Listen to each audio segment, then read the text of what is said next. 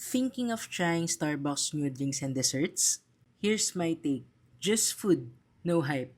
First, iced caramel pudding latte. Parang regular caramel latte lang na may pudding. For me, yung pudding talaga yung standout.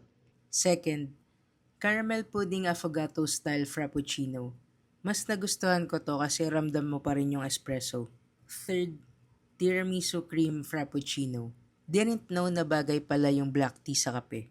Fourth, strawberry breeze lemonade cold brew. Didn't expect na babagay yung strawberry lemonade sa coffee. Pero bagay pala. And as I always say, kahit gaano kakabusog, there's always room for dessert. For their matcha magic mousse cake, you can really taste the grassy notes of the matcha more than the cheesecake. Dark chocolate mocha dream cake. Masarap siya, especially if you're a mousse lover. Medyo matamis lang for me.